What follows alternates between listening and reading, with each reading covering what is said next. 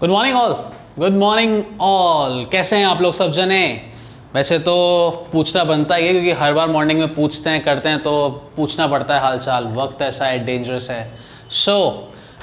फ़िलहाल के लिए तो ये कि आई होप आप लोगों ने मेरी प्रीवियस क्लासेस के वीडियोस जो है वो स्टडीज़ किए होंगे, तो टॉपिक्स कुछ क्लियर हुए होंगे। एंड कहीं ना कहीं पे मैं वेट भी कर रहा हूँ आपके क्वेरीज का, क्वेश्चंस का। डेफिनेटली कहीं ना कहीं किसी ना किसी के माइंड में क्वेरीज जनरेट होती रहती है।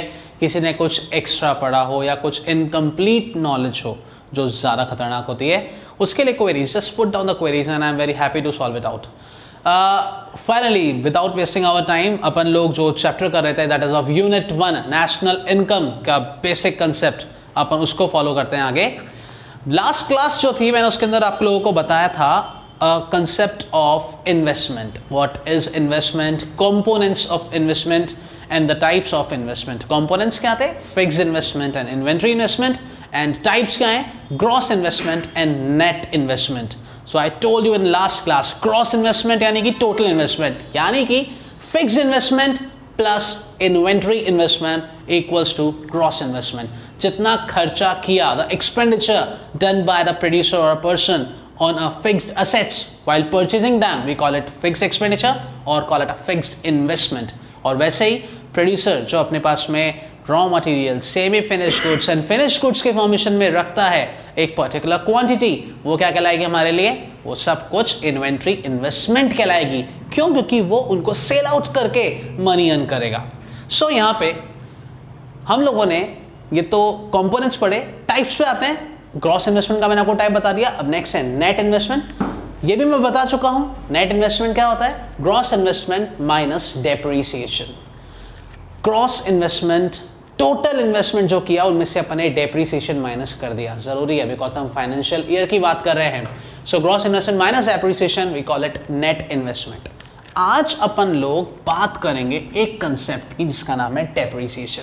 ये क्या है, क्यों है, क्या कहना चाहता है? ये चीज़ कॉमर्स के स्ट्रीम के अगर स्टूडेंट्स हैं तो उनको तो डेफिनेटली पता होगा क्योंकि 11th के अंदर बहुत अच्छा चैप्टर है written down value method and वगैरह वगैरह। अकाउंट्स के टीचर ज़्यादा एक्सपर्ट हैं, वो ज़्यादा बता पाएंगे आपको।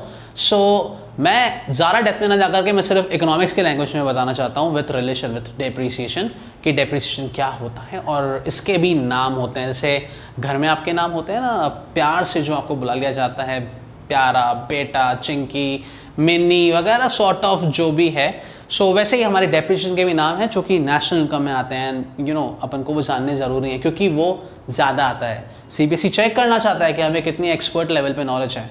वो डायरेक्टली डेप्रीसिएशन का नाम देगा, 5% चांस है, बट बाकी अदर नेम से वो पूछ सकता है, तो अपन वो भी डिस्कस करेंगे। So what is depreciation? Number 1 question in our mind, what is depreciation? क्या होता है? अगर सिंपली डिफाइन किया जाए, हम जो फिक्स असेट्स परचेज करते हैं, असेट्स को परचेज करने के साथ साथ में उनका यूज जब करते हैं तो उनकी वैल्यू क्या होती रहती है? डिक्रीज होती रहती है। सिंपल वर्ड जो बता रहा हूँ, like when a producer is using his fix assets while doing the production, so जितना वो यूज कर रहा है वक्त के साथ साथ उसकी वैल्यू कम होती जा रही है। और सिंपल वर्ड्स में चलते हैं तो मैं इतनी सी बात कहूँगा कि आपने कार परचेज करी शोरूम से, आपने उसको बाहर निकाला शोरूम से, उसकी वैल्यू अपने आप कम हो जाती है। क्यों? इंजन चला, टायर घिसे, टायर रबर्स जो होते हैं वो कट हो गए, ठीक है, कहीं पे डस्ट आ रही है, क्लीन करा, स्क्रैच आ गया, सो मतलब उसकी वैल्यू क्या हो गई? कम हो गई। डिपेंड्स ऑन द परसेंटेज जो आप कैलकुलेट करना चाहते हो। हर बिजनेस का अलग अलग लेवल होता है। सो डेप्रीसिएशन बेसिकली अपन मान के चलते हैं 3 पैटर्न से डिवाइड किया जाता है। एक तो अपन लोग लेते हैं दैट इज ये एमसीक्यू का भी पार्ट है, ये ट्रू एंड फॉल्स का भी पार्ट है, ये क्वेश्चन बन सकता है आपके लिए। दैट इज डेप्रीसिएशन अपन किस है? Number 1 that is normal rate of accidental damages, normal rate of accidental damages,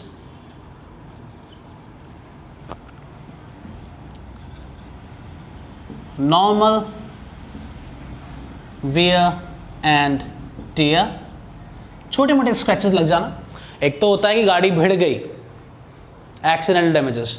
एक होता है क्लीन करने के टाइम पे या हल्का सा कहीं से टच हो गया, नॉर्मल स्क्रैचेस जो आते हैं, normal wear and tear. And expected obsolescence,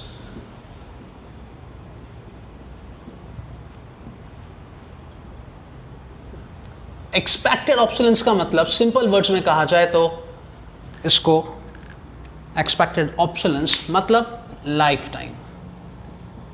कई बार ऐसा होता है ना कि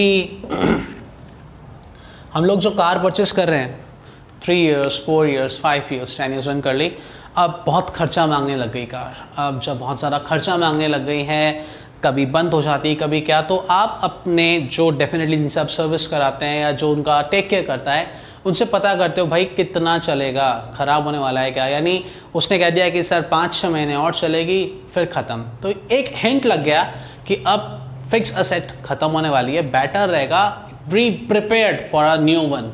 तो एक्सपेक्टेड ऑब्सोलेंस लाइफ टाइम पता चल जाता है कि एक स्क्रैप वैल्यू पता पड़ जाती है हमें कि हाँ इसका लाइफ इतना है और उसके अकॉर्डिंग आपको नई मशीनरी परचेज करनी पड़ेगी। So what we call a part of a depreciation, यही डेप्रिसिएशन है। और ये तीनों कंसेप्ट्स मिलकर के क्या बनाते हैं, डेप्रिसिएशन बनाते हैं। यूँ बेस्ट रहेगा समझने के लिए। अब आते हैं अदर नेम्स डेप्रिसिएशन के, और क्या क्या नाम आते हैं। आई होप ये सब आप लोगों ने देख भी लिया है, लिख भी लिया होगा। बेटर रहेगा आप उसको नोटिफाई करें, लिखें, रिटन सेक्शन करें, वो आपके लिए ज़्यादा इंपॉर्टेंट रहेगा। फिर भी कुछ क्वेरी रहती है तो डेफिनेटली वीडियोस अवेलेबल है, आप उनको देख करके पॉज करके दोबारा पढ़ सकते हैं। कोई क्वेरी रहती है तो आप पूछ सकते हैं, कमेंट बॉक्स में दे सकते हैं, इट्स योर चॉइस। क्योंकि मुझे तो आप लोग जब बोलेंगे जब ही मैं आपकी प्रॉब्लम सॉल्व कर पाऊंगा। सो अभी फिलहाल के लिए other names of depreciation, depreciation के अदर नेम्स क्या क्या होते हैं। सो we'll move on that.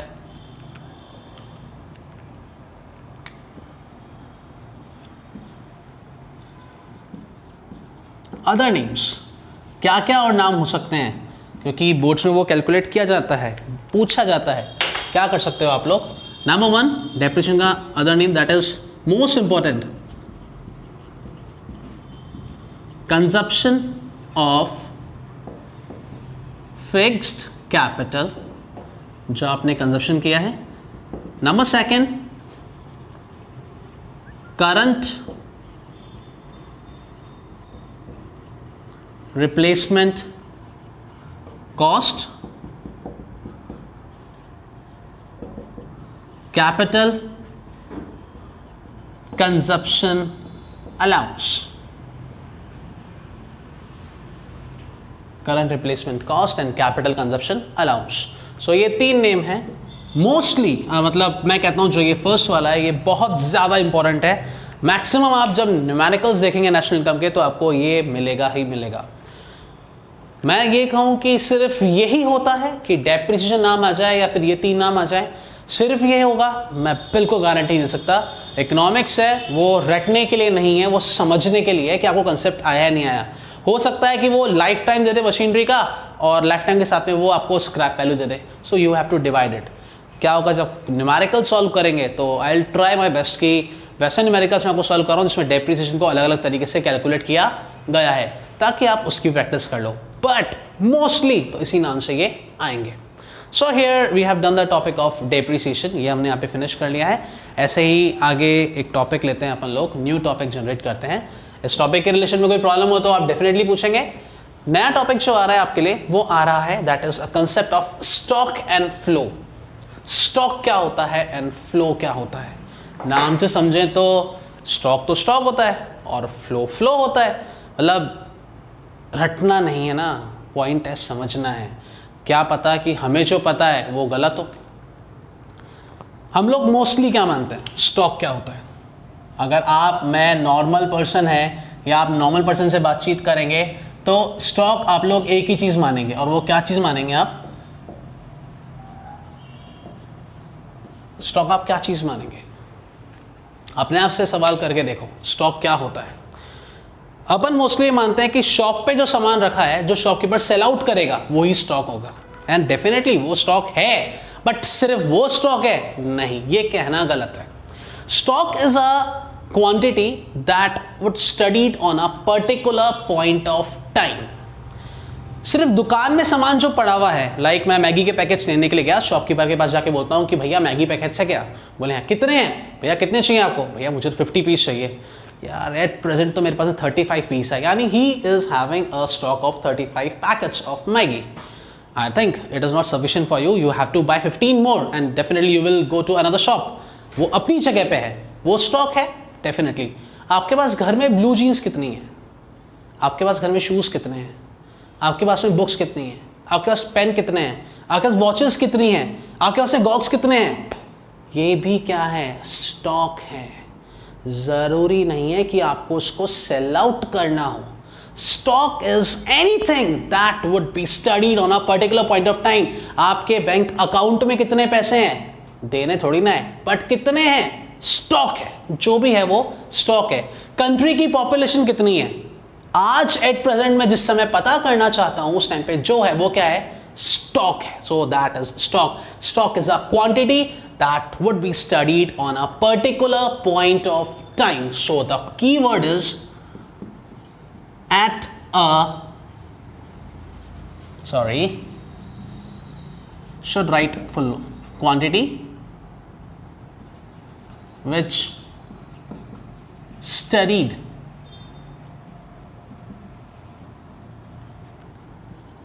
at a particular point of time। ये मैं हाईलाइट कर देता हूं क्योंकि डिफरेंस जो बनता है वो इसी के बेसिस पे बनता है और आप लोग इसी के अकॉर्डिंग स्टडी कर सकते हो। जो मैंने आपको एग्जांपल्स दिए वो सब कुछ एग्जांपल्स इसी से रिलेट करते हैं। Like money in your bank account, और you can say population of a nation. Particular country की पॉपुलेशन क्या है, जो भी चीज़ आप पर्टिकुलर पॉइंट पता करना चाहते हो। तो ये पॉइंट जो है ना, ये कंफ्यूज करने का नहीं है। इस पॉइंट को समझने की ज़रूरत है खाली कि स्टॉक सिर्फ वो ही नहीं होता जो कि शॉप पे रखा हुआ होता है जिसको बेच करके हम पैसे कमाते हैं। स्टॉक वो सब कुछ है जिसको हम पर्टिकुलर पॉइंट ऑफ टाइम पे स्टडी करेंगे, चाहे हम उसको सेल आउट करना हो चाहे हम सेल आउट नहीं करना हो। बात करते हैं फ्लो की। What is flow? फ्लो मतलब डेफिनेटली बहने वाला, मतलब एक जगह रुकता नहीं है, रोटेट होता रहता है in any form, in a circular form और any form. So flow is a quantity that should be studied over a specific period of time. Over a specific period of time, जो time के साथ साथ चलती है। आप यूँ मान लो कि आप ऐसी क्वांटिटी को मेजर कर रहे हो जिसको टाइम के बिना बताया ही नहीं जा सकता। फॉर एन एग्जाम्पल, सपोज करिए आप कहीं जॉब कर रहे हैं, आपकी इनकम क्या है? आप बोलो 50,000। 50,000 क्या? डेफिनेटली आपको कुछ तो बताना पड़ेगा ना। 50,000 क्या? रुपीज़। हाँ, तो 50,000 रुपीज़ क्या? पर मंथ है, वीकली है, ईयरली है। मैं तो चाहता हूँ डेली हो। इतना आप अर्न करो, इट्स गुड, बट अभी कितनी है? 50,000 पर मंथ। सो यहाँ पे ये टाइम पीरियड के साथ में आया। इंटरेस्ट एनुअली होता है, एक्सपेंडिचर वीकली होता है, इन्फ्लेशन रेट वीकली एडजस्ट करी जाती है, आपकी जो इनकम है वो मंथली पे होती है, पैकेजेस एनुअली लेवल पे होते हैं। तो बहुत सारी चीज़ें होती है जिसमें टाइम पीरियड साथ में आता है, और जिसमें टाइम पीरियड साथ में आता है वो सब कुछ क्या कहलाता है? फ्लो कहलाता है, with time period. So here I will just put down a notice. Number 1, quantity which studied or measured over a specific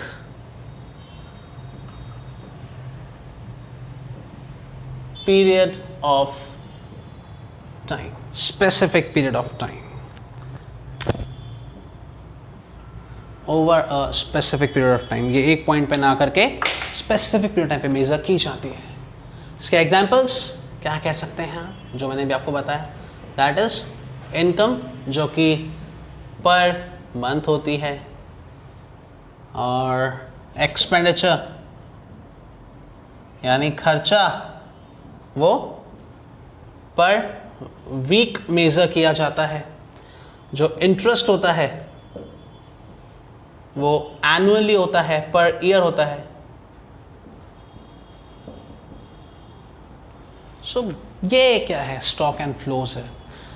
मैं ये तो नहीं कहूँगा कि इनकी डेफिनेशन आएगी, हो सकता है डिफाइन आ जाए, हो सकता है ट्रू एंड फॉल्स में आ जाए, हो सकता है इनका एग्जाम्पल देकर के पूछ ले कि बताओ भाई ये क्या है, ये एमसीक्यू में भी आ सकता है। हो सकता है कि इनमें से कुछ नाम दे दें और आपसे पूछें 3 मार्क्स के क्वेश्चन में, या 1 मार्क के क्वेश्चन के अंदर कि भाई आप एस्टिमेट करके बताओ या आप बताओ कि आपकी नज़र में ये क्या है, स्टॉक है या फ्लो है।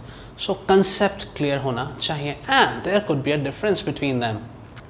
3 मार्क्स के क्वेश्चन में डिफरेंस भी आ सकता है। So it is a important one, ये हमारे लिए इम्पॉर्टेंट है। सो आज अपन ने अभी कंसेप्ट किया डेप्रिसिएशन का, फिर अपन ने अभी टॉपिक किया बहुत simple, that is stock and flow का एग्जाम्पल। अब आज अपन अपनी क्लास को थोड़ा सा और आगे बढ़ाते हैं। मैं चाहता हूँ कि आज थोड़ा सा और आप अपने आप को प्रेशराइज करो कि थोड़ी देर और क्लास आप मेंटेन कर सको। इससे क्या होगा, कहीं ना कहीं पे आपकी सिटिंग कैपेसिटी बढ़ेगी। हाँ, अगर आपको लगता है कि नहीं इतनी ज़्यादा नहीं लेनी चाहिए, मना कर देना, नहीं लेंगे, प्रॉब्लम नहीं है, बट समझ में आना चाहिए। आपकी मर्जी, इसको आप पार्ट करके भी देख सकते हो। अभी हाल फिलहाल के लिए अपन लोग एक नया टॉपिक लेते हैं जिसको अपन कहते हैं सर्कुलर फ्लो ऑफ इनकम। ज़्यादा बड़ा नहीं है, छोटा सा ही है, लेकिन समझना बहुत आसान है। उसको आप लोग सुनेंगे, देखेंगे, समझ में भी आ जाएगा। नाम है circular flow of income. Circular flow of income. So ये जो टॉपिक है, इस टॉपिक के अंदर हम लोग स्टडी कर रहे हैं सर्कुलर फ्लो ऑफ इनकम के बारे में, यानी हमारी कंट्री में इनकम का जो फ्लो होता है वो कैसा होता है। अब फ्लो जो है ऑब्वियसली एक जने के बीच में तो नहीं होगा ना, 2-3 जनों के बीच में होगा। होता क्या है, वैसे तो इकोनॉमी के अंदर सेक्टर्स होते हैं। हमारी इकोनॉमी को अपन ने सेक्टर्स में डिवाइड कर रखा है। सबसे मेन इंपॉर्टेंट सेक्टर आता है हाउस होल्ड सेक्टर, सबसे मेन सेक्टर। सेकेंड सेक्टर आता है production sector. So here I am writing over there like number 1 sector is सबसे मोस्ट इंपॉर्टेंट। वैसे तो सारे सेक्टर्स इंपॉर्टेंट हैं, but main is household sector. Second one is production sector. Third one is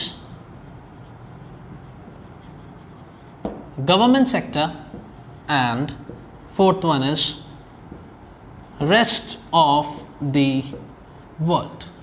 So these are basically 4 sectors जिनके बीच में क्या होता है, एक्सचेंज होता है, यानी कि इनकम का फ्लो होता है। अपन एक कोर्स में सिर्फ और सिर्फ दिस एंड दिस, ये दोनों भी अपने कोर्स में नहीं है, यानी ये 3 सेक्टर का पार्ट आ जाता है, ये 4 सेक्टर का पार्ट आ जाता है। सीबीएसई में अभी अपने यहाँ पे खाली circular flow of income in 2 sector economy ही है। सो अपन इनके बारे में स्टडी करेंगे। अब ये तो हो गया, चलो किन के बीच में सर्कुलर फ्लो होगा, ये बात ठीक है, लेकिन जो फ्लो होता है वो भी 2 कैटेगरी का होता है। फ्लो भी कुछ चीज़ों का होता है, उनमें 2 कैटेगरी डिवाइड करते हैं। नंबर 1 इज रियल फ्लो, सबसे बढ़िया बात, रियल फ्लो।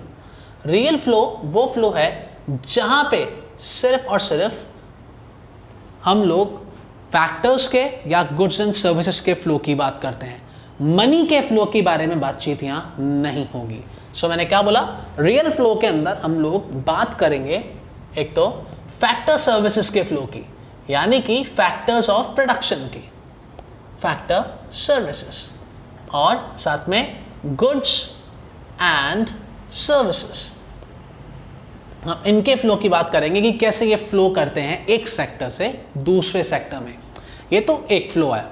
सेकंड फ्लो जो इसी के करस्पॉन्डिंग बनेगा, जिसको अपन लोग क्या बोलेंगे, मनी फ्लो। मनी फ्लो, एक तो रियल फ्लो आता है और एक मनी फ्लो। मनी फ्लो इसी के करस्पॉन्डिंग होगा, इसी के जैसा है, लेकिन इसके बाद में होगा।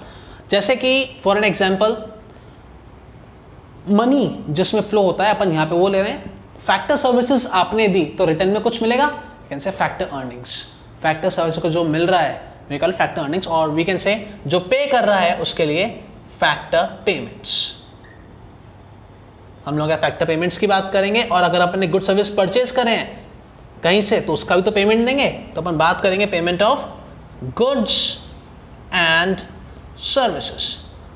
हम लोग यहाँ पे इन फ्लो की स्टडी करेंगे, तो थोड़ा सा अपन डीप में जाकर स्टडी करते हैं कि कैसे ये सारे फैक्टर्स जो हैं वो अपने आप से इंटर रिलेट करते हैं। कहने का मतलब ये है कि कैसे हाउस होल्ड सेक्टर प्रोडक्शन पे डिपेंडेंट है और कैसे प्रोडक्शन सेक्टर हाउस होल्ड पे डिपेंडेंट है, कैसे ये दोनों फ्लो बनाए जाएंगे और कैसे हमारे यहाँ पे बनेगा circular flow of income in 2 sector economy. So अपन लोग अब इसको फॉरवर्ड करेंगे, ठीक है। सो आइए इसको थोड़ा सा और देखते हैं विथ डायग्रामेटिक प्रेजेंटेशन कि कैसे अपन सर्कुलर फ्लो बना सकते हैं।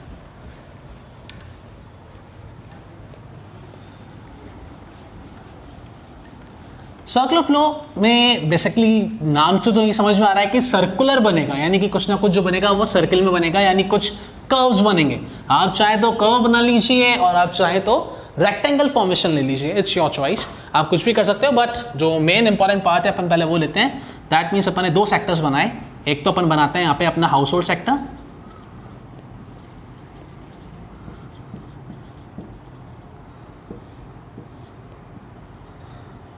और एक अपन बनाते हैं इसी के सामने, इसी के पास में प्रोडक्शन सेक्टर, यानी कि फर्म्स जहां पे आती है जहां पे प्रोडक्शन किया जाता है। सो ये दो सेक्टर्स आ गए हमारे सामने। अब सबसे मोस्ट इंपॉर्टेंट मैंने क्यों बोला कि जो ये हाउस होल्ड सेक्टर है वो ही मोस्ट इंपॉर्टेंट है। देखिए हाउस होल्ड सेक्टर क्या, जहाँ पे अपन लोग रहते हैं, अपन ह्यूमन बीइंग्स हैं वगैरह, अपन सब जने वहाँ पे रहते हैं। हम लोग ही अगर प्रोडक्शन करने जाते हैं किसी कंपनी के अंदर, तो हम उस कंपनी का या तो लेबर बन जाते हैं या अपन एंटरप्रेन्योर बन जाते हैं। यानी ये फैक्टर्स कहाँ डाइवर्ट हुए, ये हाउस होल्ड से कहाँ पे गए, प्रोडक्शन करने के लिए गए। सो व्हाई नॉट, जो हमारे फैक्टर्स ऑफ प्रोडक्शन है, लैंड, लेबर, कैपिटल, एंटरप्रेन्योर, यानी फैक्टर सर्विसेज, वो क्या करेंगी, वो हाउस होल्ड सेक्टर से काम करने के लिए जाएंगी। They just go from household sector to production sector for doing production of goods and services. So here the factor services will move factor services. Factor services में कौन कौन से आ गए, फैक्टर सर्विसेज में हमारे बेसिकली चार आते हैं जो मैंने भी आपको बताया।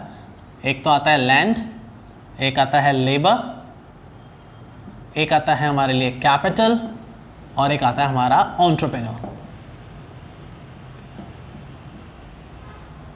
ये चार हमारे लिए फैक्टर सर्विसेज होती है।